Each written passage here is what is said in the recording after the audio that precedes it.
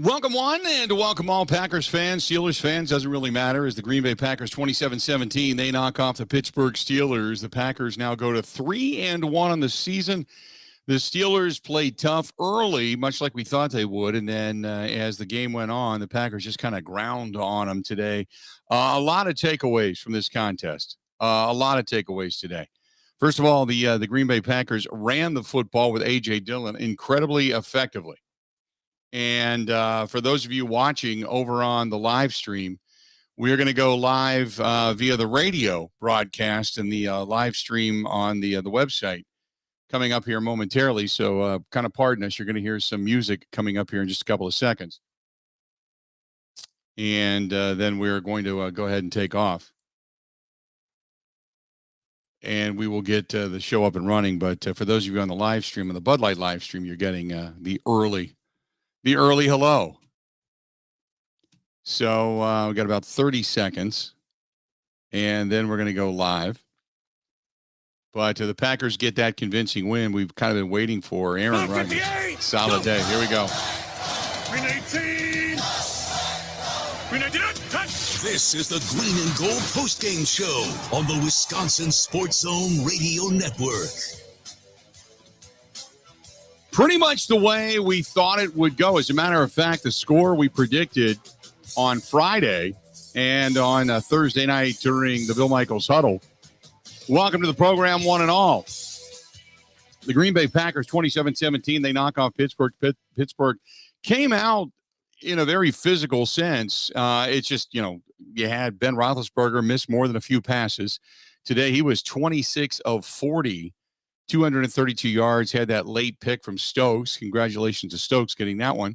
And then obviously the one touchdown, but that was pretty much it. Aaron Rodgers, 20 of 36 today, 248 yards. His quarterback rating dropped. He was 103.8 for a majority of that second half. And then towards the end there, a few misses, and it dropped to below 100, 95.6. But today was a day for the return of Randall Cobb. When you hear that Marquez Valdes-Scantling goes down with an injury and he goes to the IR, who's going to step up? We knew they'd have to do it via committee. Devontae Adams still today, 11 targets, only 6 catches, though, for 64 yards, did not dent the end zone. Randall Cobb did twice, targeted 6 times, 5 catches, 2 touchdowns, 69 yards on the day. Aaron Jones, a big day out of the backfield, where he goes 3 catches, 51 yards, also 15 carries, 48 yards. So you got 99 yards all around for Aaron Jones. A.J. Dillon, just 1 catch, a simple 1 yard out. That was it. But 15 carries, 81 yards, 129 yards rushing today for the Green Bay Packers. And the Packers today on third down, not bad. 9 of 15 they were today against that pretty good defensive front of the Pittsburgh Steelers. The Steelers, towards the end of this ball game, they were gassed.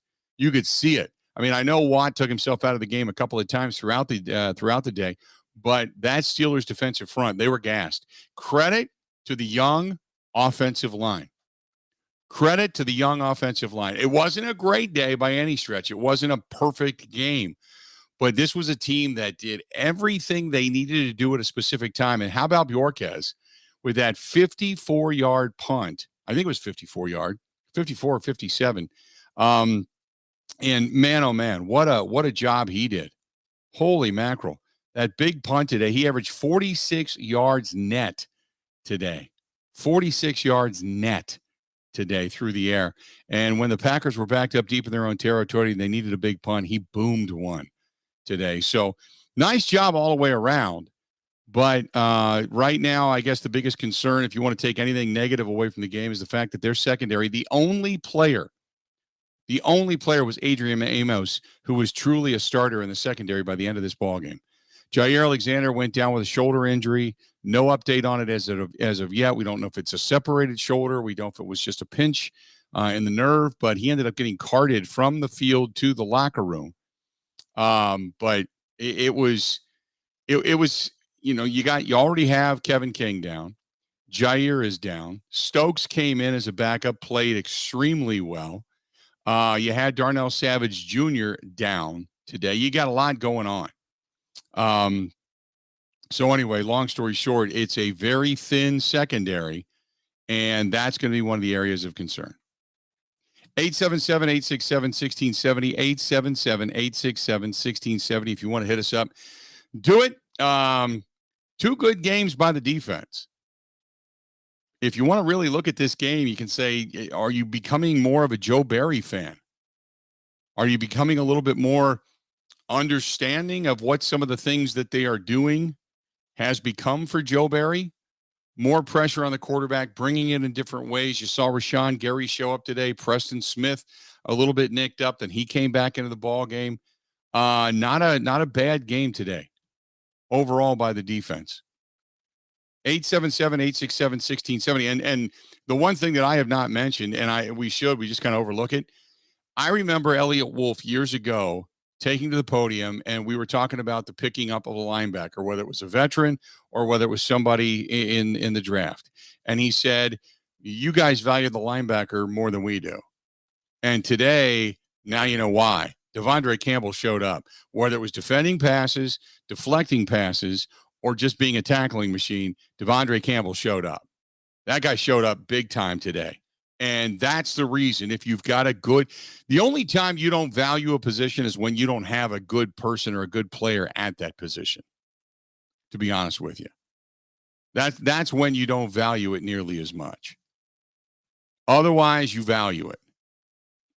That's just what you do, man. That's what you do. 877-867-1670, 877-867-1670. You can hit us up over on the phone line. Phone lines are wide open. I want to get your reaction to this game. Also, by the way, that was a 57-yard punt. I want to make sure. All right, so I went back in 57. You can hit us up on Twitter at Bill_Michaels.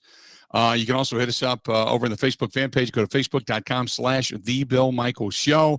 YouTube, you can track us down there. You can always download the app. The app, you can go to your phone, go to your mobile device of any kind. You can download it via your Alexa. Just Wisconsin Sports Zone, the Wisconsin Sports Zone app. Just say, Alexa, download the Wisconsin Sports Zone app. And you can listen to us there. You can listen to us on Odyssey, many different ways to get a hold of the program. And always pay attention and chime in for the Green and Gold postgame show. Solid win. Aaron said Ben's done. He has lost the zip on his passes. D was heavily aided with Pittsburgh throwing short all day.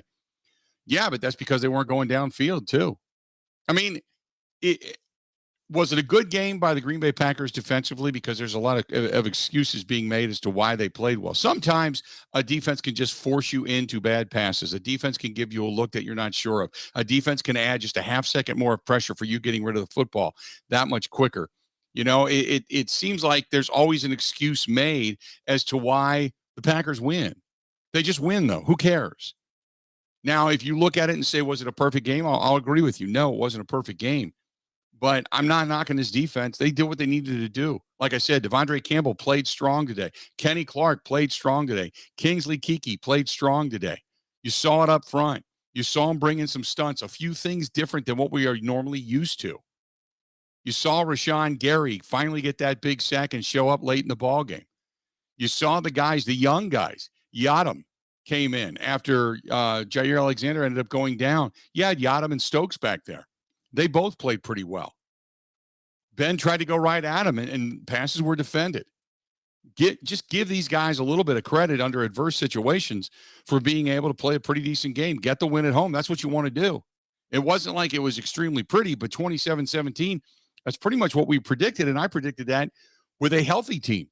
And now you don't have a healthy team. You're really, really thin in the secondary now if you're the Packers.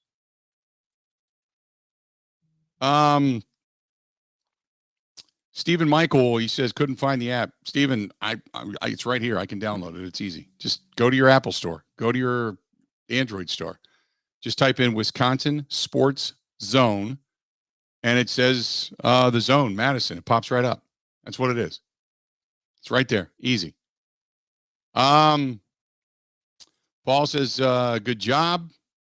Ryan, any word on Jair yet? No, we don't. We probably, unless the post-game show or the post-game comments by Matt LaFleur, unless he sheds, at which I can't imagine he would, unless he sheds any light on the injury. It's going to be labeled a shoulder injury, and we'll find out probably more tomorrow before it's all said and done. Richard, again, great win. Gary says D has been much better than the last couple of games, or over the last couple of games. I would agree with you. Tony, take the W and move on. Week-to-week league. Need Jair moving forward, though. Absolutely. Absolutely. Any concerns regarding a red zone efficiency? Packers today, when you get to the red zone, not great in the red zone, obviously. The play calling seemed off. Was it just me, or did it seem like it got scattered? They had a really solid game plan. They were grinding out yardage. They were grinding out first downs, and all of a sudden they got into the red zone. And all they wanted to do was throw the football. Now, I don't know if that's on Rodgers or LaFleur, but it's like they got out of their play calling. And the other thing, in regards to the play calling, they're so good in play action, and they get away from it when they get into the red zone. At least in this game, they have. I don't know why they did that. Early on in this game, Roethlisberger hits the 45-yard pass to Johnson over Jair Alexander, which is something you don't see very often. And you thought to yourself, oh, boy, Aaron Rodgers comes right back, gets that 4-yard touchdown run, makes it 7-7, and then gets Randall Cobb for that 23-yard pass. Boswell hits the 52-yard field goal for the Steelers. But then it was Mason Crosby from 26 and 29, where he's damn near automatic. And then that little we're going to run it up, and put it right in your breadbasket for Randall Cobb for the 1-yard touchdown. And that was pretty much all she wrote. You did have Harris get the 1-yard run to plunge it in to make it somewhat respectable, but 27-17, your final. And the Green Bay Packers go on to get a win. Again, everybody and rightfully so, extremely concerned over Jair Alexander and what his status is going to be. I don't know. We hope to find out, but I'll tell you this: the way he got hit, I'll take a guess, an educated guess. The way he got hit, either one, he got a stinger, which because he got up so quick is probably unlikely, or two, he popped his shoulder, separated his shoulder. Because the way they were reaching under that pad, what you're feeling is either for a broken collarbone or a separated shoulder. But when he stood up, if you saw him, he kind of flexed. To me, that means it popped back. So at least that's what I'm thinking. So if it was a broken collarbone, I can't imagine that it he would have been able to put his arm up like that. It's one of those it pops out of socket like an AC joint type of thing. Ben just sends it to me. Mike Garofalo says Packers cornerback Jair Alexander believed to have suffered AC joint injury in his shoulder. More evaluations to come, see how bad it is, but that's the initial diagnosis. Okay, you'll take a little time off, but it doesn't end your season unless surgery is required, and you just hope that's not the case at all. You hope that's not the case at all. I wouldn't think it would be, but you hope it's not the case at all. 877-867-1670. If you want to hit us up, phones are wide open. Reaction to this game. Phones are wide open. By the way, I will make a mention of this. For those that are listening and on the bar vote, we will be doing this post-game show and a watch party at a bar chosen by you in the state of Wisconsin. We came up with the 10 finalists, and the 10 finalists are on the Facebook fan page. It's pinned to the top of the page. Tonight at midnight is it. That's it. Tonight at midnight. We're going to go on the road with the Bar Search finalists. Tonight at midnight is when it shuts down. And we're going to bring you the Green and Gold Watch Party and the postgame show, either from Philander's in Prescott, Bluegill Bar in Birchwood, the Bar in Wausau, Trailside Sports Bar in Weston, the Brothel Tavern in Fountain City, the Reef in the Wisconsin Dells. You've got Nuts Deep 2 in Marshfield, Holidays Pub and Grill in Neenah, Bullheads Bar and Grill in Stevens Point, or Jim's Bar in Prairie du Chien. All of those bars are up for votes, and we've got we're closing in on almost 2,000 votes, and 63,000 of you have gone there, checked it out, and had a comment or two on it. But 1,800 plus votes have been shared so far. And that's coming up tonight at midnight. We're going to shut it down, and we will make the announcement tomorrow on the program. 877-867-1670, 877-867-1670. I got this one from Bethany, who says, second week in a row, the offensive line has played well. Kudos to the young rookies. Damn straight. John Runyon has looked really good. Josh Myers today. Runyon and Myers twice got together on combo blocks. They got their block up front, got the defensive tackle. Runyon held the tackle, and then Meyer went downfield and picked the linebacker and opened up a hole both times, once for A.J. Dillon, once for Aaron Jones. And that's something that in this type of that, quote, zone type of blocking style, you know, in college, you kind of line up man to man, you grab your guy, and you're just driving your guy down the field. In the pros, you're kind of hitting a guy, you're chipping a guy, you're heading downfield, you're picking a linebacker, you're going after a safety, anybody that's coming up on your guy. And Myers did it flawlessly a couple of times today. It was really kind of a thing of beauty to watch if you were watching in the trenches. So kudos to those guys. Absolutely. Solid day today. Again, 877-867-1670. If you want to hit us up, by all means, do so. We are going to get sound from inside the locker room. We're going to hear from Matt LaFleur. We're going to hear from Aaron Rodgers. I want to hear from you. Give me your thoughts. This Packers team now, after that very first ugly loss, now stands at 3-1 in the season. And they look pretty good. And even in a game in which they don't play flawlessly, they win almost going away. How much of a believer are you now from where you were after week one that this team has definite, not just getting to the postseason, but definite postseason possibilities? And we'll also go across the rest of the National Football League because there are some surprises today. And probably the biggest one taking place on the West Coast. But there are some surprises today, without a doubt. Stay tuned. We got a lot more of the Green and Gold postgame show. It's all coming up next.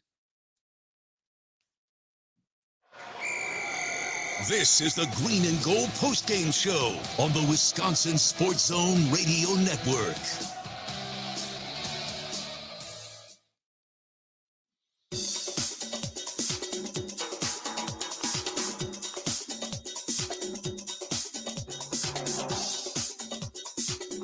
Bill Michaels will resume in 3 minutes.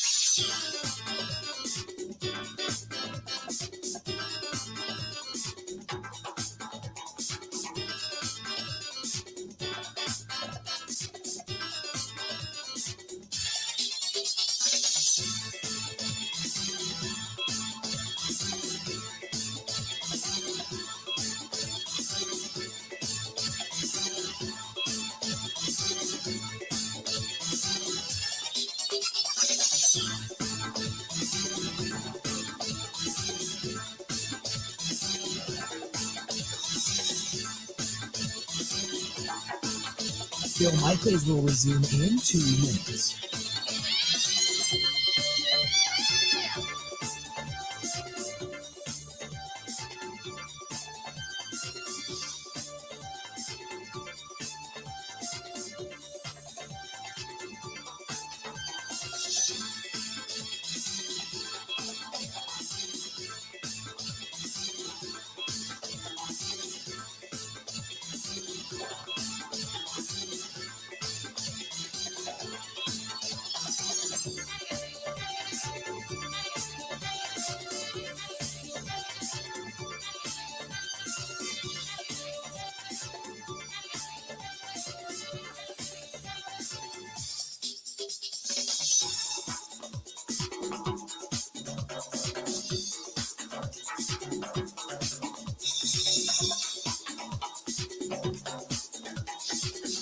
Bill Michaels will resume in 1 minute.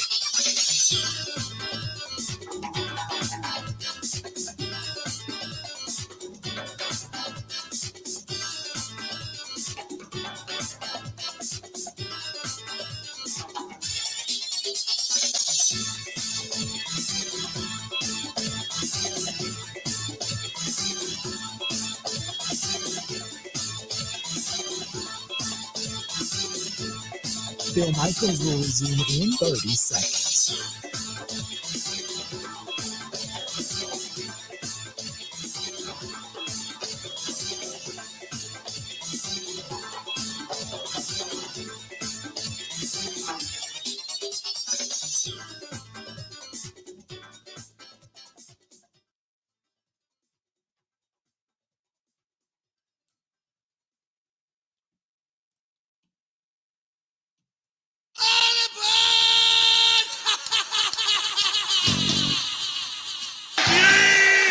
snap. Rush on. Rodgers with time initially. Waits. Throws. Left side. He's got Randall Cobb barreling to the end zone. Touchdown, Green Bay. Welcome back to the program. It's Green and Gold postgame show. Packers get a win. They knock off the Pittsburgh Steelers. They go to 3-1, 27-17, the final. 3 hours, 3 minutes for this contest before a crowd of 78,281 at Lambeau Field. Aaron Rodgers, 20 of 36, 248 yards. He did have some pressure. He was sacked 3 times today. He went down. A couple of touchdowns, no picks. Since that opening contest, Aaron Rodgers has not thrown an interception. Quarterback rating of 95.6. This evening's contest. A.J. Dillon, though, 15 carries, 81 yards, had a couple of big runs, a 25-yard stumble. He was knocking some people over today. And a couple of times in short situations when they needed it, that was when last week when they were in 4th and short and they weren't going to him. And I'm like, why you got this guy on the team? Why do you got a guy named Quadzilla and you're not using him? And today they did. And today he showed why. He had his foot under him. And the offensive line did a great job of just grinding and gassing the Pittsburgh Steelers defensive front. And that's including T.J. Watt. T.J. Watt, when he had opportunities, he made the most of it, but they kind of negated him as best they could today. And a fine job done today. Billy Turner today with a really solid job. Obviously, the rookies on the inside, very solid job today. The offense continues to. And don't get me wrong. You're going to sit there all of a sudden and say, wow, we don't need David Bakhtiari or Elton Jenkins back. But, man, you talk about Josh Nijman. Josh Nijman last week had Bosa. This week he has T.J. Watt. Did a fine job both times. Lucas Patrick, John Runyon, Royce Newman, Josh Myers, Billy Turner. I mean, everybody on that on that offensive front, including Elton Jenkins. Without David Bakhtiari, we thought this thing was going to be just a travesty. And instead, when one guy has stepped in, they performed. If they go down with an injury, the next guy has stepped in and performed. It's been really solid, really kind of fun to watch these guys kind of come together on the offensive front. Defensively speaking, like I had mentioned, Kingsley Keke, solid day today. Kenny Clark played extremely well today. You saw Dean Lowry a couple of times step up. You saw Darnell Savage Jr., he ended up playing extremely well, even though he went down with injury and came back. Jay Alexander, we are waiting to find out what the severity of his injury is. You had Shannon Sullivan then step in for him. Stokes came in for Kevin King. Then Stokes gets the start. Adrian Amos was really the only starter by the end of the day that was part of that secondary because you had Yadam had to come in after Jair Alexander went down. And Shannon Sullivan still part of that, part of your nickelback rotation. So it just – and Devondre Campbell, I'd mentioned him earlier too. I mean, man, he's been playing like a man among boys. And I go back a while and keep thinking of that. We don't value the middle linebacker as much as you guys do, and just keep watching Devondre Campbell knock down passes, defend the pass, tackling today was extremely good for the Green Bay Packers too. It was really solid. It was really solid. 877-867-1670, 877-867-1670. Special teams, not great. The whole thing about the offsides, and I had tweeted it out, and everybody wanted to jump all over it because it was a penalty. But the bottom line was it was just even if they lined up in the neutral zone, it was a half step. If you watch the slow motion of when the ball moved and the defensive ends moved, it was a half step. The blocking, though, they ran right past the block. The blocking was not good. That was my point. It wasn't like, hey, they had an advantage or didn't have an advantage. They did to a certain extent, but the blocking wasn't good on that particular play. And in the return game a couple of times today was a little bit iffy. But, and I'm talking for the defense of the return game, that is. But it was today was pretty solid special teams in the way of Bjorquez and his punting. Obviously, Mason Crosby as solid gets, but did I like the tripping? Did it look like the tripping to you on Watt? It's tripping. It's textbook, but they didn't call it this week. When last week Adrian Amos was being held and the only thing he could do was try to throw a foot out to show he was being held, and they called him for tripping. Was it tripping? Technically, yes. But the overt act that caused the tripping last week on Adrian Amos was the hold. This was tripping and should have been called. I agree with you. So in answer to your question, yes. Special teams, blocked kick, terrible coverage. Tanyan rhymes with Funyon. Miss two guys. Ugh. Tunyon and Funyon. You're right. There you have it. 877-867-1670. 877-867-1670. Said that's hard to believe it was not a trip. I agree. They missed it. But if that's the only thing they missed, then I'm okay with it. It was a much better officiated game, this game, than the one we saw on Sunday night last week, right? In all honesty. Let's do this. Do we, Ben? We don't have a break left. We got to go to the top of the hour, correct? Ben Kenny producing the show? Yeah, okay, that's what I thought. I wanted to be sure. Yes. Sam writes, hey, guys, not a great game, but a good enough to win game, and that's all you need to do in the National Football League. And if this is the way they win in somewhat ugly fashion at times, I'll take it because they still beat a decent Pittsburgh team, and I think this was the knockout blow that the Pittsburgh Steelers were facing. We talked about that on Wednesday, Thursday, Friday, that because you were going to get a fast and furious Steelers team, a team that had not scored in their opening drives in the first quarter this year. This is the first time they scored, and you thought, okay, they scored, they're going to have momentum, they're going to have energy, and instead you turn right around. Aaron Rodgers goes right back down the field and then ends up getting that 4-yard run after they go 13 plays, 64 yards in 4 minutes and 51 seconds against a defense that was salivating to get to Aaron Rodgers. They ran the ball. They had some misdirection. They had some play action. They mixed it up, and then Rodgers eventually ran it in, tied it at 7. And then, obviously, on a short field, because of the fumble, they get it right back. Cobb gets the 23-yard touchdown pass from Aaron Rodgers. 4 plays, 23 yards is what they ended up doing on that particular drive because of the turnover.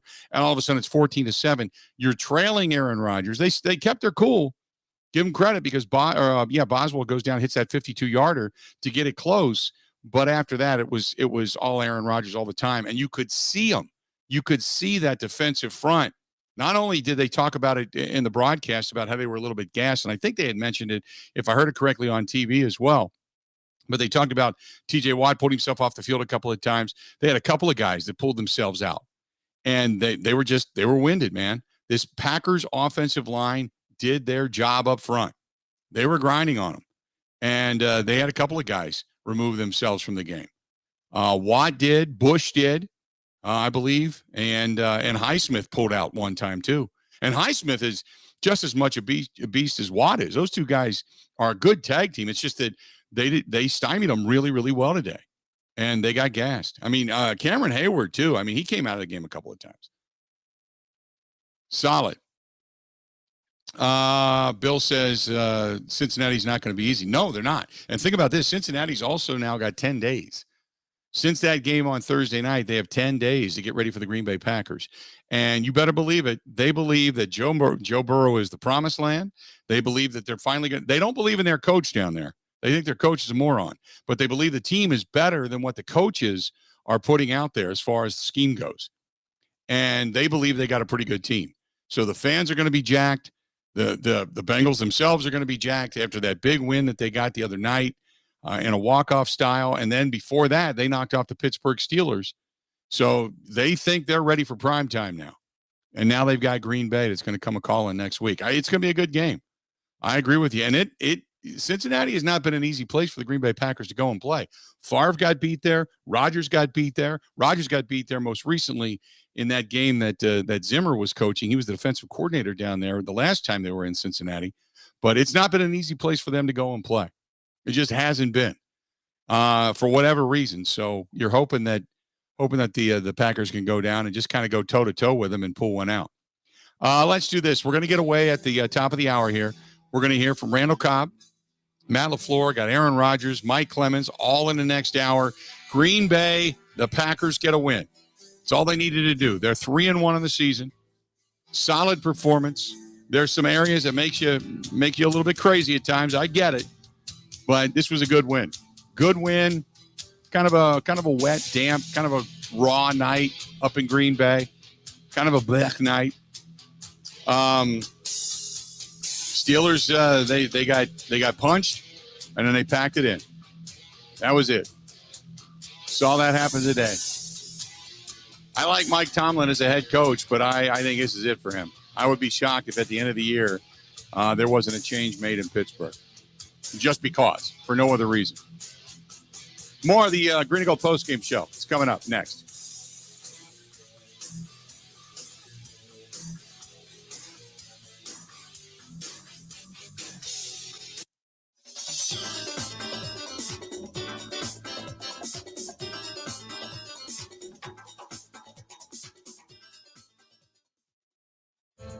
In the next 60 seconds, 156 people will be added to Earth's population.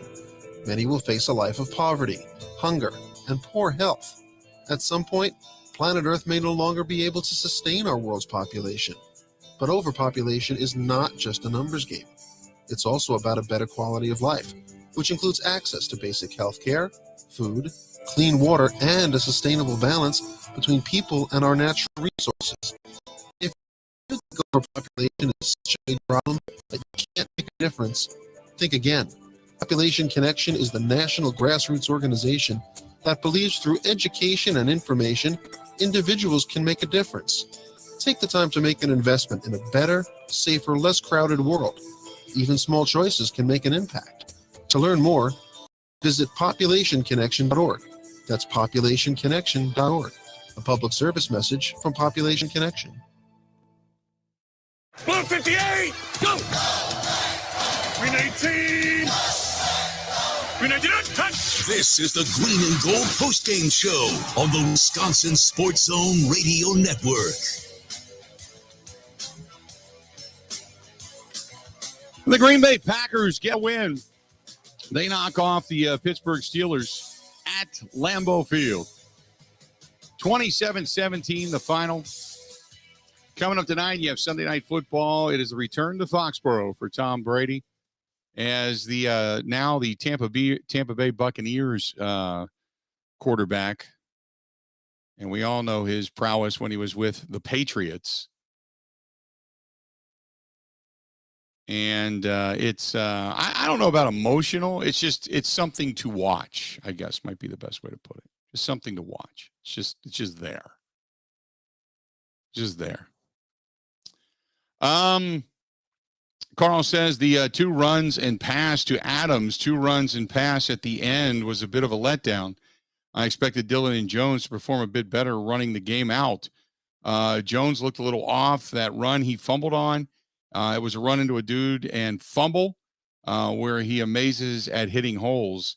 He seemed a bit off tonight. I said that earlier this year. There has been a couple of times where he just looked a little like a split second, a little bit slower, but both times tonight, I shouldn't say both times, both running backs tonight, I thought it played extremely well. I thought they played extremely well. And the fact that you're able to churn out that much yardage against still a pretty good defensive front, you take it. That's 129 yards on 30 carries. 129 yards on 30 carries the Packers had tonight between A.J. Dillon and Aaron Jones. So, yeah, you take it. But the guy that showed up after Marquez Valdes-Scantling was placed on the IR, Randall Cobb at the podium. Let's take a listen to what Randall and the media have to say. Here it is. Been a while. It was a lot of fun just to be out there with the fans again. The atmosphere was unbelievable tonight. Had a lot of fun. Just being on this team. We got a lot of great players, and just seeing us put it together every week has been special.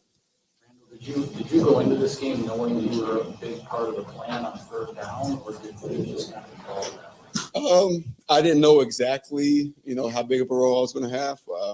And you all know me. I've always said it's all about the opportunities that you get, making the most out of them. And I try to do that week in and week out whenever I get opportunities in practice, when I get opportunities in the game. And that's just my mindset. And, I try to go out and provide what I can for this team whenever my number's called.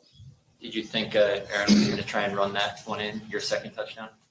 Yeah, I did. I didn't know if he was going to give me a chance, but I kept fighting to try to get away from him, and he put it in a spot where only I could get it.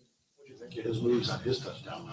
He looked great. I thought he was going to give me that one too. I popped open in the back of the end zone. I don't know if he had crossed the line of scrimmage or not yet, but I was joking with him after that. I was like, "Oh, you still got some wheels, huh? I can still move a little bit." So it's great to see him scramble around and be able to get out the pocket and make something happen. Randall, back to third down. You've got 8 catches this season. 6 have been on third down, 4 or 5 today. Is it to the point where if it's third down, you're almost expecting it to come to you? I wouldn't say expecting it, but I pride myself in being a third down guy. Throughout my career, I don't know where I rank or where I am, but I think I do have a lot of catches on third down, and that's kind of the money down. We always talk about keeping the chains moving, and that's a very important down for our offense to stay on the field and continue to find a way to put points on the board. What is it about the connection you and Aaron have that you're able to, after so many years away, kind of pick up just quickly to get things going? It's kind of like riding a bike, when you've been around each other for so long and you understand he understands how I move. So whenever I'm getting ready to break out my route, he knows, it's muscle memory. It's been a couple years, but some things, it's kind of like when you get back around your friends and you remember things that you hadn't even thought about in so long. It's kind of that connection that we have. And just when you see it so many times, it doesn't matter how long of a gap it is between, you'll be able to pick back up where you started, where you left off. What are you learning about this team, Randall? You're losing guys left and right. Your line makeshift kids, 3 in a row. I think we got a very resilient team. I think we have a very confident team. I think us being humble week 1 really opened our eyes to this isn't a cakewalk. This is the NFL. It doesn't matter who you're lining up against, who you're playing against. It's that game. And after we just kind of reset our mind, and we didn't lose confidence in who we were, but we knew that we had to make sure we continue to put the work in week and week out and produce whenever it came Sunday. You moved in the locker room that this is the most convincing complete win. Everybody played a part in it. We'll have to go back and look at the film. I know offensively we could have did some things better in the second half. We had a few lapses in communication and situations. So, we'll go back and watch film and break that down and make the corrections and move on and get ready for next week. The first touchdown, was that play designed to go for you, and what do you see on that play? All of us are reads on every play. It's not like it's a designed call for anybody. I saw that I was getting doubled. I had outside leverage on the nickel, and the safety was coming down, playing me inside, and my route called for me to kind of break across his face, and I just raced across his face, and Aaron was able to find me. Is this kind of how you envisioned it when the team brought you back in July? That nights like this I have a supreme confidence in myself, and I know the value that I can bring. I'm going to do everything that I can whenever I get those chances. My body feels great, and I'm excited to be here. I didn't know what to expect, and I think it's kind of better that way to not have any expectations. Like I said, since I've gotten here, we got a great room. We got a lot of talented players, a lot of receivers that can do different things, and we all have something special that we bring to the table. And we're all going to be involved. We're all going to have opportunities throughout the season, and it's about all of us producing, because that's what's going to make us take that next step. And, I play a piece in that. I'm a part of the puzzle, and I'm going to do my job and be where I'm supposed to be when I need to be there. Randall. There you go. Randall Cobb still talking with the media. We're going to hear from Aaron Rodgers coming up here momentarily. Steve says, what's your thought on the play calling late in the contest when they were running the ball so well with Dillon and Aaron Jones, and they decided to throw the ball? I said earlier, I didn't like the play calling. They didn't stick with what got them there. Now personnel did change. They started bringing guys up in the box, so therefore Aaron Rodgers saw and wanted to go over the middle a little bit more. But again, this is a circumstance where I don't know if that's Matt LaFleur or if it's Aaron Rodgers. It seems like when they get near the red zone, they want to throw the football. It's back in the pocket more and more and more. I don't know, and I don't think we'll ever know fully who's doing it, who's making the play call. But that's a couple of times this season where it was working, and then all of a sudden they got away from it, and they went from running the football to throwing the football, and I'm not quite sure why. But tonight was another example of that. Late in the ball game, when you wanted to run it out, you wanted to jam it down their throats. Now, granted, Aaron Jones had the fumble. Otherwise, this game was pretty much put away. But they just seem to get a little off outside of themselves. Aaron Rodgers meeting with the media. Let's take a listen to what Aaron Rodgers had to say. Why do you guys pick up right where you left off on third down, especially? Well, he's still a really good player, for one. Like I said after getting to Tracy, there's a knack to playing in the slot. And Devontae is an all-pro inside or outside receiver, but to have another guy in there who can get open like that and just have the feel he does, just gives us a lot of flexibility in the offense for sure. Aaron, what role personally did you play in trying to get Randall up to speed in the offense through the training camp and everything? Because he had a lot to try to follow him. Well, he was staying with me for the first, 7 to 10 days, it seemed like. So our nightly routine was to go through the installs together. Now, there may have been some, television on or something, and he shushed me a few times when it was too much info. But, I wanted to get him up to speed as quickly as possible and translate. The biggest thing when you're, coming back is into a new offense, and it helped me, is to translate some of the old stuff we were doing. Now, from time to time, with him and Devontae, I still use some of the old terminology that just hits my brain. You're in the same system for 14 years. And you're trying to say one thing and it comes out the old way. Luckily, you got a couple guys that kind of know what I'm talking about. But yeah, we spent a lot of time talking about the offense, and it was good time till Ida came up, and the fun was over. You have anything you want to say to Pete? Your touchdown. Thought about you, Pete. Is this kind of what you envisioned with Randall back in July, though? I mean, I think a lot of people were skeptical, but you weren't clearly. That's what you saw. Yes, because of MVS's injury, obviously a lot more snaps for him tonight. But I feel like the first couple weeks, we could tell that he was getting himself where he needed to be to have a bigger role in the offense. But the things that he does that is just you can't really teach is that feel.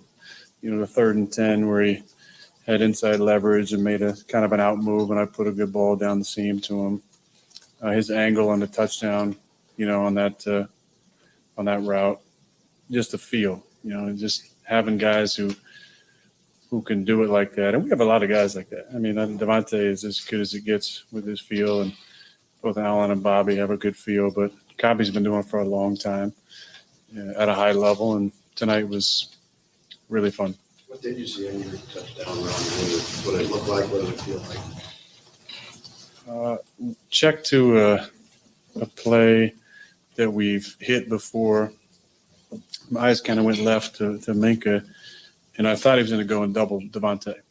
Devontae was running a back line in with the back scatting that way, and then Bobby coming from the backside. He had a touchdown against Atlanta on the same play last year. So I was trying to hold Minka to the left and get him to maybe either take the back or go double Devontae, but he kind of stayed there and just popped on the right side. When I got through the line, I wasn't sure if I was over the line of scrimmage yet because Cobb actually broke off his route. I probably could have dotted him. But Pete's been talking all this trash about my athleticism. So not that I, made a big statement tonight, but it's good to get in the end zone.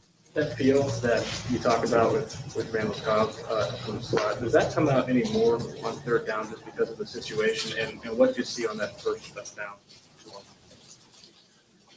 Well, the whole plan of the defense was to take Devontae out. So there was very few times where he was singled up. Probably the times he was singled up, I threw the ball to him. Every other time he was doubled up. So we knew other guys were going to have to get involved. And Cobby just kind of flattened his route and kept coming. Second hole, third hole. The protection held, and I was able to kind of get up in the pocket, and I knew I had to put a little steam behind it. But it's fun to watch him turn that corner and lower his head and get in the end zone. Aaron, what do you think about your protection today and just the job that Steno's done with these guys and how they've gelled with these last 2 weeks? Yeah, Steno's a fantastic coach, and he's not just a good man, but he's a really bright coach, and I think he's got a future above offensive line coach for sure. But I'm proud of those guys. I thought they battled really well. You look at the sacks that we had. We had just a miscommunication in the first one, a trip, and a slide behind the last scrimmage. So, I felt like they blocked really, really well. We had a good plan. We're going to let TJ and Melvin just kind of get going. So we thumped them and had some body presence, but there were a lot of one-on-ones, and we held up really, really good. What was having Dillon in a bigger role this year? What's that add to your offense, I think? Yeah, I mean, he's just a different type of back. He's that cold weather Green Bay back that we've had over the years. But it's good to see him, get some carries in September and October before it gets cold. We're hoping it gets cold here pretty soon. But smart kid, really smart kid. That's what I love about him. I mean, he is really taking that step in becoming a 3-down back. We do a thing where we verify as we break the huddle, responsibility, route, protection stuff. It's just something I've done for years with the backs. It's kind of the first thing that happens. We break the huddle, and there's an eye contact and some sort of verbal exchange. And it's a really good marker on where those guys are at mentally. And, man, he's been really sharp. He really has. Since training camp, I've been really impressed with that. As a leader and someone who likes to, use my brain to win the games, when somebody can match that preparedness like he has, it gives you a lot of confidence. So I'm really proud of that kind of jump that he's made in the passing game. Running the ball, I mean, he's a bowling ball. I mean, he's got a lot of weight behind the ball and did a nice job running the football. How was their rotation in terms of I don't know. I think when Jonesy fumbled, they obviously went to AJ for a few more carries. But when we're in our 13 personnel that we did in the fourth quarter there, run a lot of downhill stuff. It's a lot of weight going downhill. So it's good to have them in there. There you go. That's Aaron Rodgers meeting up with the media. Let's do this. We're going to step away and take a quick break. When we come back, phone lines are wide open before we hear from Matt LaFleur. So I want to get your thoughts. The game, the Packers get a win, 27-17. They do it in somewhat convincing fashion. Some of you not so convinced. We'll talk about that as well when we get back at it. By the way, I would be remiss if I didn't mention Brewers take it on the chin. They're limping into the postseason at this point. We'll talk more about that tomorrow on the show. And then the Badgers lose over the weekend to Michigan in rather ugly fashion as well. Again, we're going to talk about that tomorrow on the program as well. Packers get a win, though, 27-17. That's the final. Stay tuned. More of the Green and Gold postgame show brought to you by Bud Light coming up next. This is the Green and Gold postgame show on the Wisconsin Sports Zone Radio Network.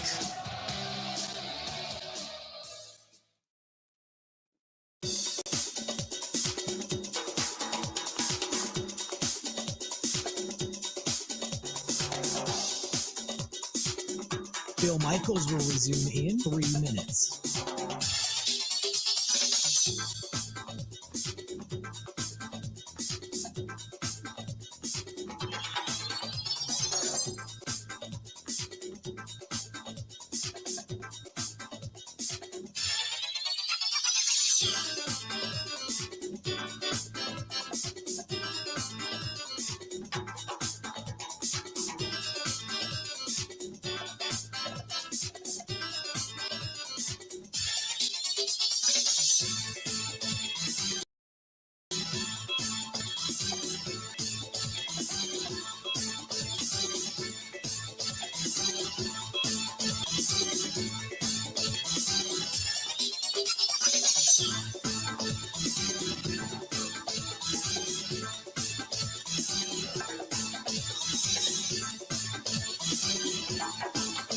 Bill Michaels will resume in 2 minutes.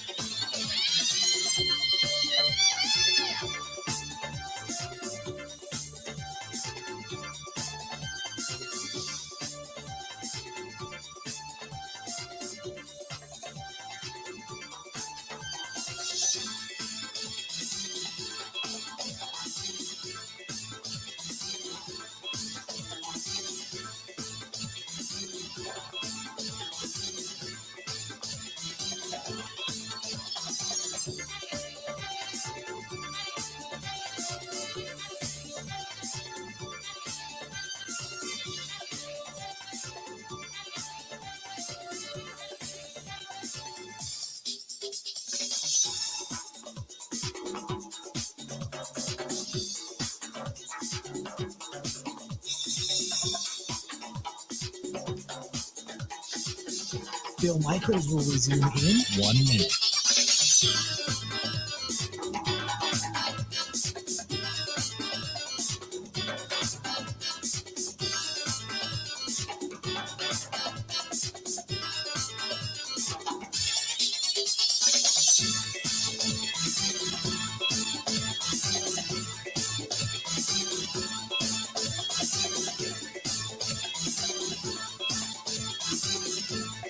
Bill Michaels will resume in 30 seconds.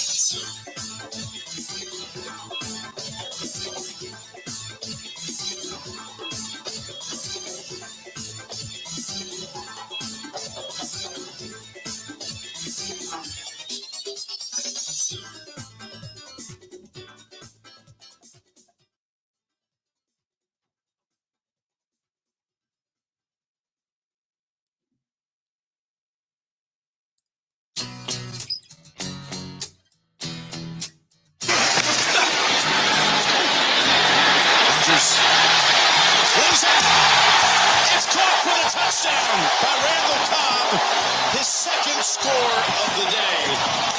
And what a game by Cobb, and you called it. What company to be in? Dan Marino and Aaron Rodgers. Welcome back. Packers get a win 27-17. They knock off the Pittsburgh Steelers. They go to 3-1 after the ugly start, and a lot of us went, whoa, wait a minute. And we didn't question how good the team. Well, maybe we questioned how good the team was. I don't think on this program we question heart. We question we over in some way, shape, or form, or was it just the fact that so many starters, so many players didn't even play in the preseason, and that was really their preseason game. They were just shaking off the rust. So the Packers now have reeled off 3 straight wins ever since, and have looked better each week in doing so. Nicholas says 2 missed touchdowns by Pittsburgh, also blocked field goal that should have been a touchdown. Steelers should have actually won 31-27. Well, Nicholas, if you take the drop by MVS, that would have given them a first down and extended a drive. The fact that Aaron Jones was about to run into the end zone, and they ended up stalling that drive because of the fumble. The underthrow to Robert Tonyan that 9 times out of 10, 99 times out of 100 Aaron Rodgers makes, there's 21 points. So your point is moot. You can do that in every football game. In every game. Packers could have won by a bigger margin last week had it not been for the tripping penalty. They could have actually had a sack. They could have had the change of possession at that point. But instead of calling the hold, they called the tripping. So you can go woulda, coulda, shoulda all you want. It doesn't matter. Ultimately, what matters is the actual outcome. Ben was off. The defense got gassed. The offensive line for the Packers played well. Devondre Campbell played well. The secondary, after they got depleted because of injury, stepped up. I mean, a lot of the things that the Packers did today. Also, let's think about this. Some of the things that the Pittsburgh Steelers didn't do were predicated upon either good pressure or good play by the Packers as well. You give them credit, whether it was just a half second or a second more, that they got to the quarterback quicker, caused an overthrow, caused a drop, caused a ball to go high. It just, Ben Roethlisberger, look, he still got the touch. He went long early on in this contest. The first score was a pass that we saw, and I tweeted it out. I'm like, well, you know what? A 45-yard touchdown pass. What a lot of us thought he just didn't have the touch to do anymore. So that's the kind of pass that makes you believe, okay, maybe Ben Roethlisberger still has something there. And then he gets a couple of misses when he's got hands and guys in his face. So I understand you want to say, well, the Packers really should have lost because you want to nitpick. But if you're going to do it both sides and do it fair. Otherwise, you're walking around with blinders on. 877-867-1670, 877-867-1670. Let's get to a couple of the emails that have come in. This one's from Jesse. Jesse says, hey, Bill, great win by the Green Bay Packers. Do you think Rodgers is just getting better? He's making it look almost effortless. Getting better is kind of a relative term. Is he getting better? Yeah, he's just on it. He's just on it. But getting better in what sense? With touch on the football, with his footwork, with his vision, with his knowledge, with his sight, with his comfort. I mean, you can maybe say yes to all of that. Say yes to all of it. I look at the way Aaron Rodgers is playing right now, and you can see it in his eyes. There is just and And it's not what everybody's pointing to and saying, oh, he's all pissed off at everybody and it's scorched earth. And it's just a level of almost serenity. Walking to the line. You can just see it. He just like, okay, I know where everything's going. I know what's going on. If this doesn't work, I'll throw it away. But for the most part, yeah, I'm pretty good. I got it. I think the game for him now runs 2 miles an hour. And he's running 50. It's just he just looks like he's serene. Just looks like he's serene right now. Joe writes in the email inbox, he says, big day for Kingsley Keke. I just watched and focused on him. He looked really solid. Give me your thoughts. I'd mentioned that earlier. Good observation. I mentioned that early on in the broadcast. Kingsley Keke played much, much better today. Got pushed, and there was a couple of times they had him locked up in a double team. And he was able to at least stymie at the line of scrimmage. When you're being double teamed, you got two big bodies on you, and you can't really get penetration, but they're not knocking you over. That's solid. That's solid. When you got two big, beefy 280, 290, 300-pound guys that are laying on, you got 600 pounds of beef right there, and you're not going down. You're just holding your own, and you're allowing everybody around you to do their job because you're sucking up the double team between him and Kenny Clark. Now, if I'm not mistaken, I think one of those was when Preston Smith got into the backfield and got the sack. So Kingsley Keke, I thought, did a pretty good job today. And this is what you were expecting out of him. I'll say this, don't overreact, because by no means is this offensive front of the Pittsburgh Steelers good by any stretch of the imagination. Chase Claypool was able to get downfield a couple times, but by the time he was wide open, the pressure was so much on Big Ben Roethlisberger, they couldn't get Claypool the football. Okafor is good, but then, Kevin Dotson's solid, but Trey Turner, Hegg, those guys, they're guys, man. They right between Hassenauer and Turner twice today, the Packers got pushed right up the gut. So the defensive front played well, but this is also not the best offensive front you're going to face all season long. Still a lot of people pouring in over on the Bud Light live stream. If you want to follow us there, any word on Jair Alexander? No, nothing as of right now. They're talking about it being an AC joint in his shoulder. They're waiting for more tests, but that's all we know right now. 877-867-1670, 877-867-1670. We're going to hear from Matt LaFleur coming up, but my guess it's going to be basically no update. There's not going to be anything more that we're going to find out.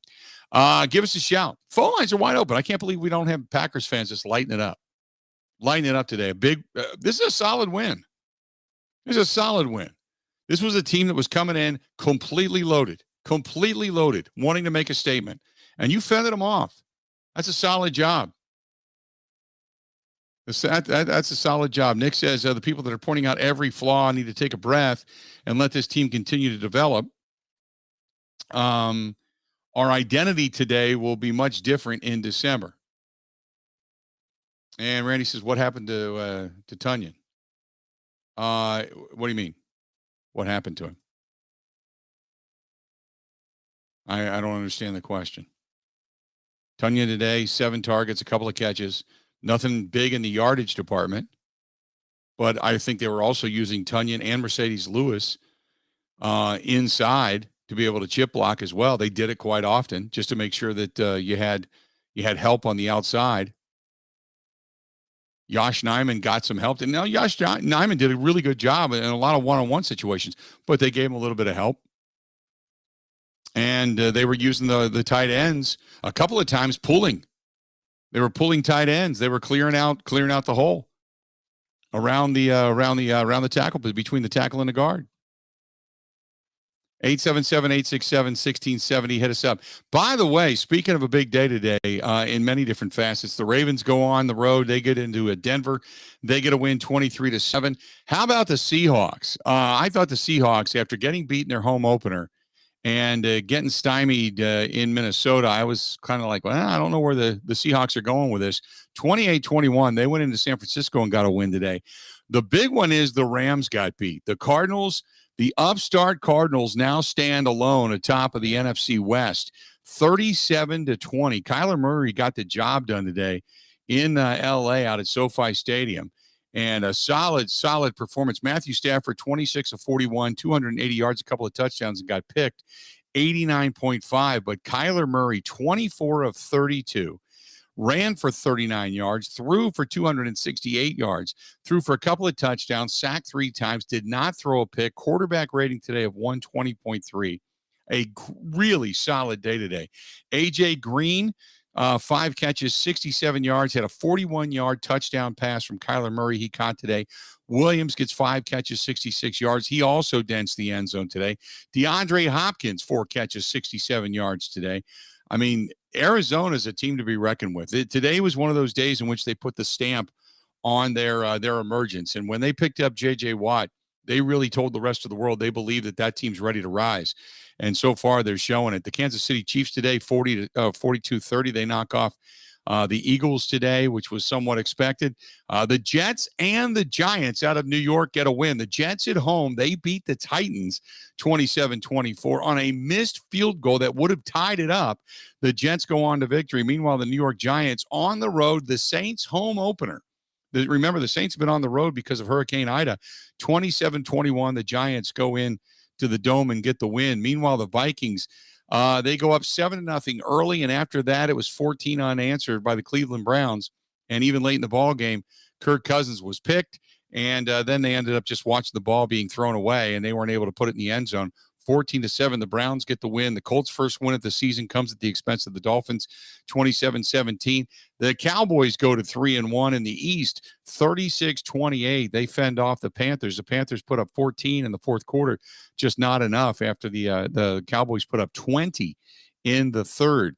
24-14, the Bears get a win. That was my upset special this week. I thought the Lions would sneak in and knock the Bears off, but it was not to be had. The Bears now sitting at 2-2. 24-14, the final there. The Bills kicked the hell out of the Texans, 40-0. Meanwhile, the Atlanta Falcons, a team that's just in free fall, 34-30. They get beat by Washington today. And that whole rundown there for Matt Ryan and company, that's done. 24-21, we know that the Cincinnati Bengals knocked off Jacksonville. You got the Monday night game of the Raiders and the Chargers. And tonight, the Buccaneers and the Patriots, they are scoreless on a very rainy evening in Tom Brady's return to Foxborough. When we come back, we're going to hear from the head coach of the Green Bay Packers, Matt LaFleur, at the podium next.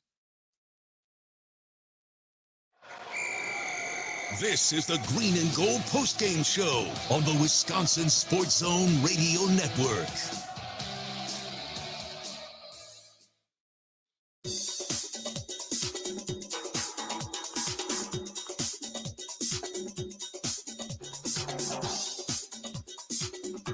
Bill Michaels will resume in 5 minutes.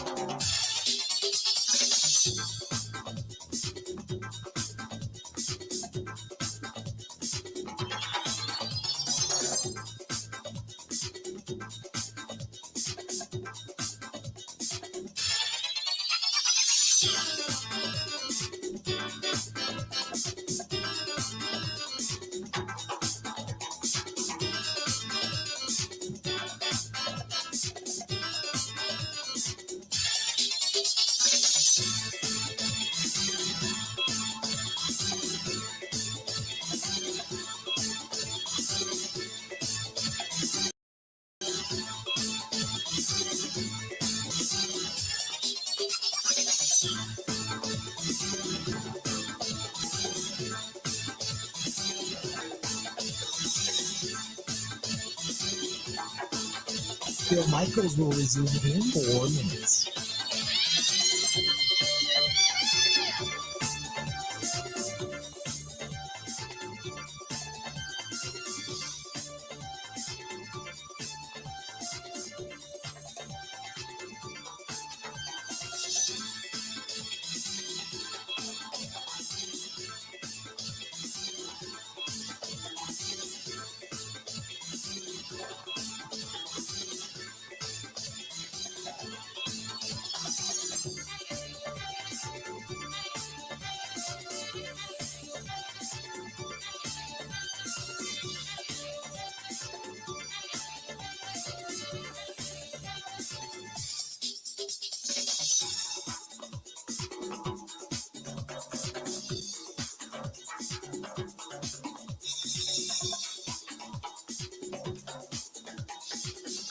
Bill Michaels will resume in 3 minutes.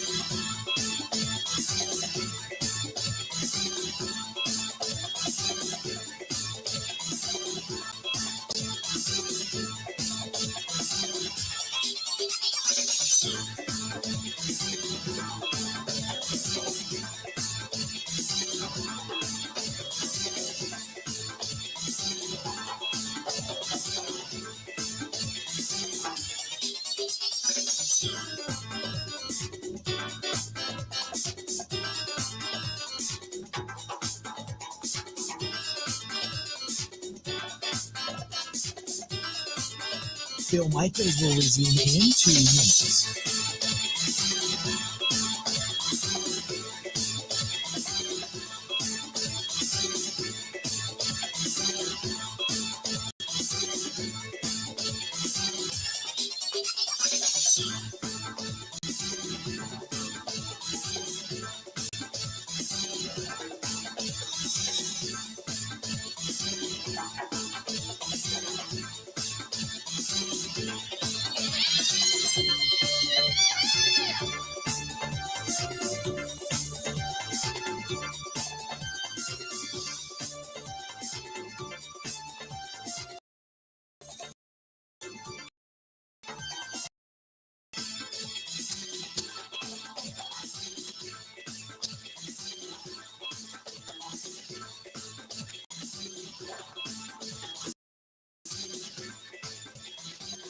Bill Michaels will resume 1 minute.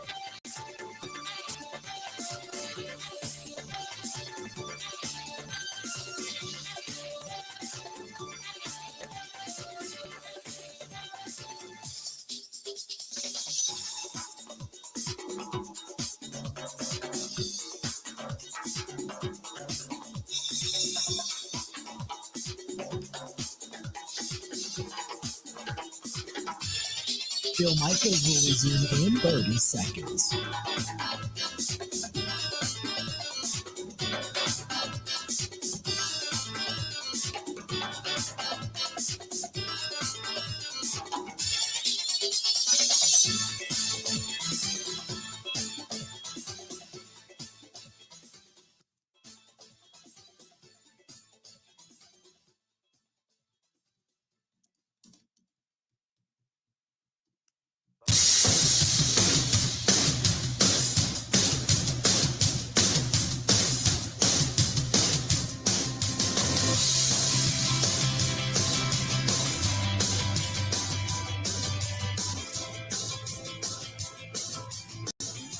Welcome back. Packers get a win. They knock off the Pittsburgh Steelers. Real quick, I want to make a mention because I talked about Chase Claypool. I was meeting Juju Smith-Schuster. I'm sorry. I apologize for that. I was just kind of rolling through my rosters, and I know Chase Claypool ended up getting hurt. He did not make the trip. So when I was talking, I was meaning Juju Smith-Schuster. So I wanted to make sure I cleared that up. In addition to that, Mike Clemens is going to be joining us from NFL Sirius Radio coming up here shortly in about 10 minutes or so. So that's going to happen as well. In the meantime, Matt LaFleur at the podium. Let's take a listen to him. Doing well. Hey, winning, you can't take it for granted. First of all, it was a great team win. I was really proud of our defense. Anytime a team has the ball 11 times and they score three on 3 possessions, that's a pretty good night. So I thought the energy was there. The effort was there. Sure. Is there some stuff to clean up upon? Absolutely. There always is. Certainly we had opportunities, I thought, at the end of the game to kind of close it out, and we didn't. But it's always good to go back and correct those things when you win a football game. So, it's a team that in the Pittsburgh Steelers that we have a lot of respect for. We knew we were going to get their best shot, and I thought they came out and played really hard. And, but we're really happy right now, and we got to make sure that we, again, hit the reset button, get back to work tomorrow and focus on the Bengals. But I also just, it's been a special day, just I guess for the LaFleur family, if you will, with the New York Jets getting their first dub. So really happy for my brother and Saleh. And with that, I'll take any questions. Do you have any idea about the severity of Jair's shoulder? I do not. Obviously, he's a guy that's really important to us. Just one of the premier corners in this league. So certainly, we'd like him to. Hopefully, it all checks out well, and he'll be back with us. You've mentioned how you wanted to get Randall more involved with no Marquez, especially. Did that kind of feel like this was the game to do that? I think it just kind of happened that way. Certainly with MVS out, it provided more opportunity for Randall to get into the game. We had Allen more at the Z position. We used EQ quite a bit as well. But it just kind of happened that way. And Randall made the most of those opportunities and made some critical plays on third down, anytime in the red zone, especially making those plays. So just really happy for him. I'm sure it was pretty special for him coming back in here. And even though it was our second game, but to come out with 2 touchdowns, it was the first time for him to get introduced in front of this home crowd. You could hear the roar. So the love and respect that everybody has, not only from the outside, but from within our locker room for him is pretty special. He is a great player, great person, and means a lot to this football team. What is it about Randall on third down specifically as a veteran? Is it him being an experienced guy, the chemistry that he's got with Aaron? What is it about that down? Detroit and then tonight, obviously, it's the same thing. Yeah, no, he knows how to run routes. He's a veteran guy, and they were running a lot of like two match type coverages. I think they were certainly concerned with Devontae. And so that provided opportunity for other guys to, win their one-on-ones. And he certainly did that, especially in the slot. And I know that there's great chemistry with him and Aaron. And we had great protection all night, I thought, for the most part. I thought our guys up front really battled and did what they needed to do to give Aaron the time to work through his progressions. And but just, really happy for all those guys. I look at defense, I think they went 75 on the first drive, 60 on the fourth quarter drive, and 140 odd the rest of the way. What did you get done? Yeah, it's I thought our defense was playing hard. I thought they were well prepared, and it seemed like there was pretty good pressure on Ben, and that was important going into this game. And I just think our defense is getting better and better, and hopefully we can continue that.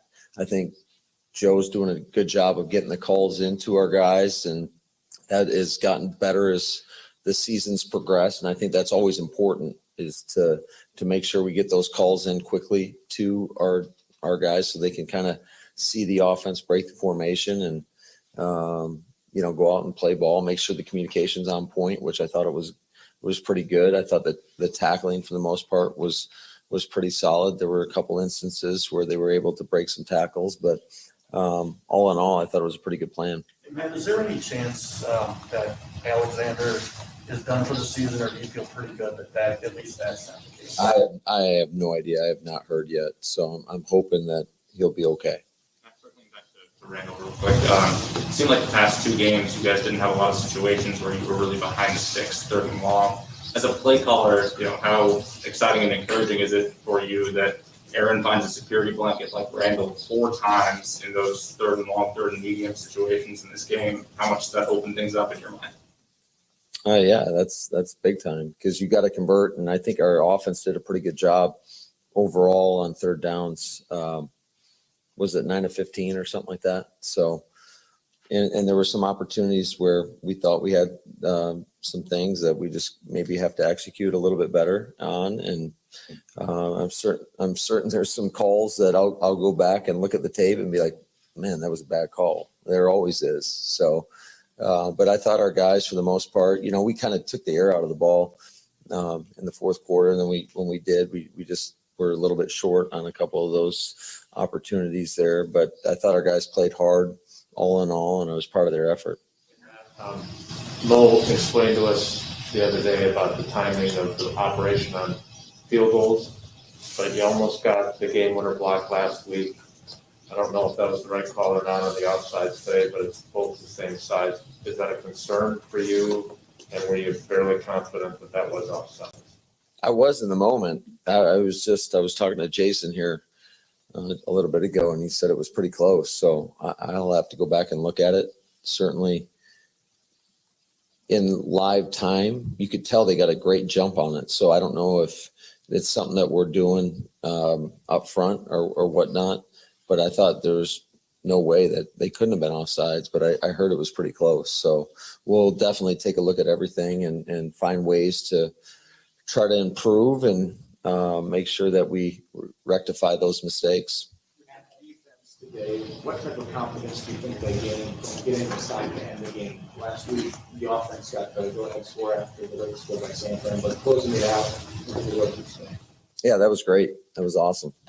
Stokes making that big-time interception there at the end, and I was really proud for him because I know that he's a guy that he is wired the right way. He comes to work with the right attitude, with the right mentality, and I think he'll continue to get better and better and better the more we progress through this thing. And I just love what he's all about as a person. I think he's got a really great skill set to complement that, and we're fortunate to have that guy on our football team. And certainly we definitely were getting thin there in the secondary towards the end of the game.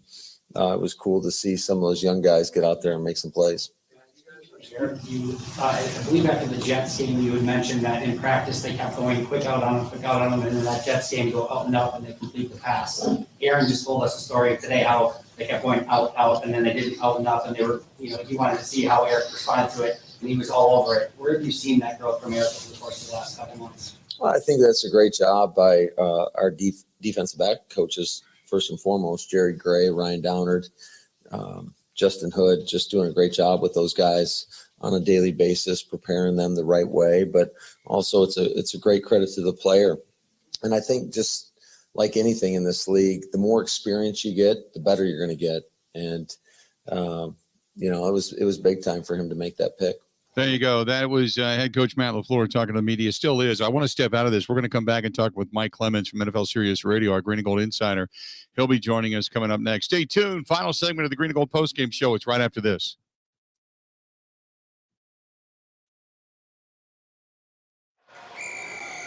This is the Green and Gold postgame show on the Wisconsin Sports Zone Radio Network.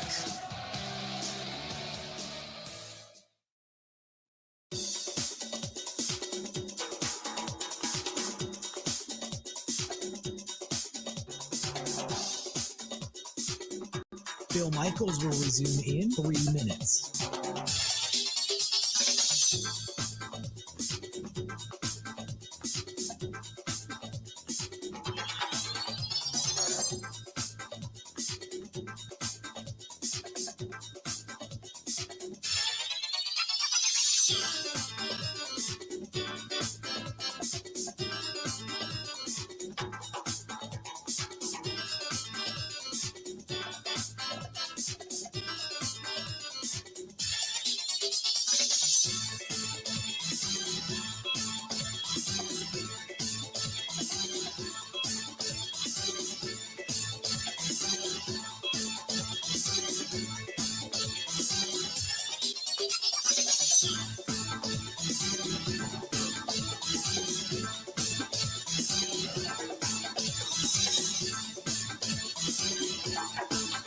Bill Michaels will resume in 2 minutes.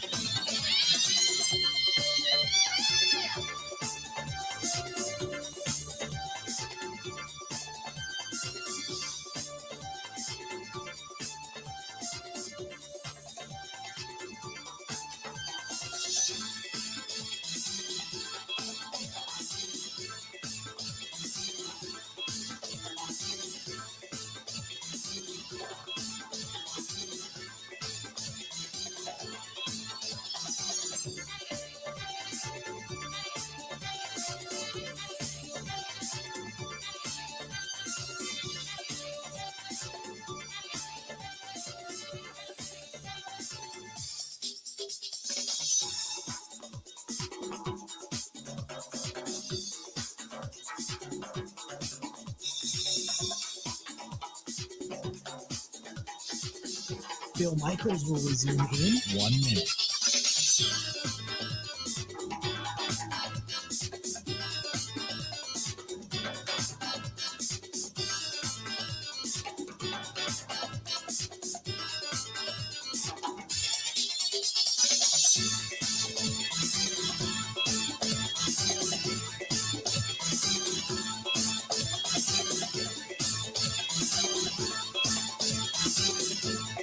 Bill Michaels will resume in 30 seconds.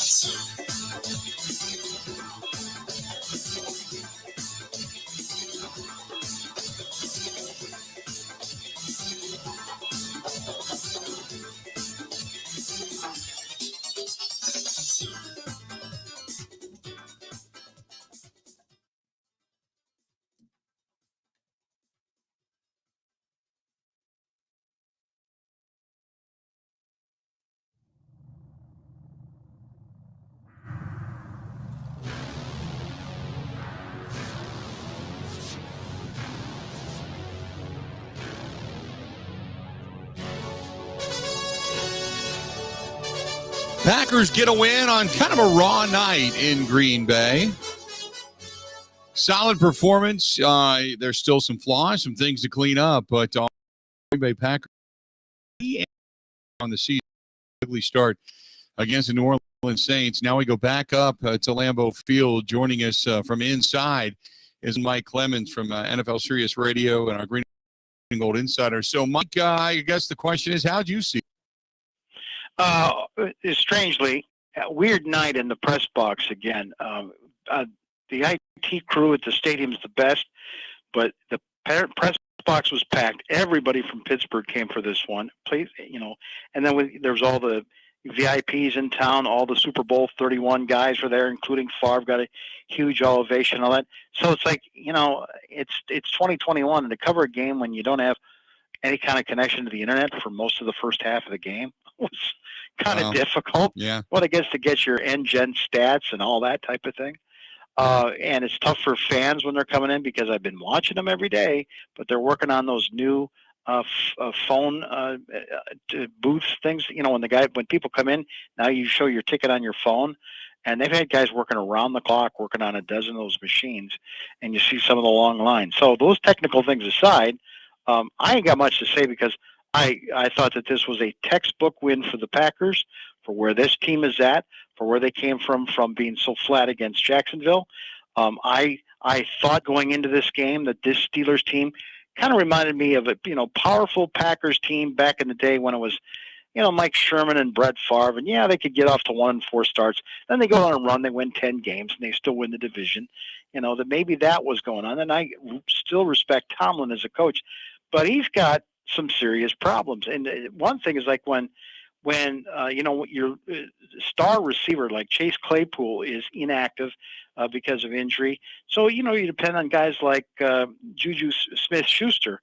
They threw the ball to him 8 times. He only caught it twice. And Mike Tomlin was asked, is that an example of how you're not executing? Yes, you guys know which ones I'm referring to.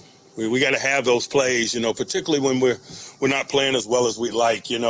Chunks eliminate a lot of execution, we say in the coaching business. And by that, I mean, if you're not playing clean splash plays or chunks of real estate aid you. And so we're not playing clean enough and we're not getting enough chunks to offset it. And that's why we're having the conversation that we're having.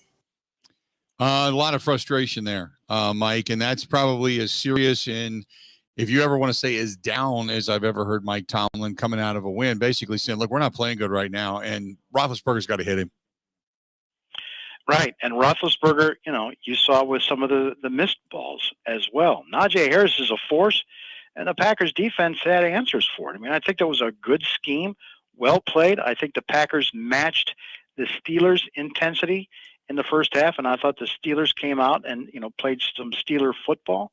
But I thought Green Bay, with those bubble screens to Devontae, or lining up Aaron Jones out there as a wide target. Now, of course, he lost the ball a couple of times, knocked away, those kinds of things. But that really spread out, that Steelers defense.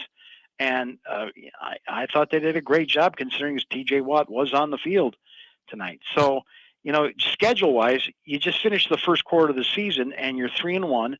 in a year where you had to play the 49ers, the Saints, and the Pittsburgh Steelers in the first quarter, and you're 3-1. And I think that's pretty darn good for that record.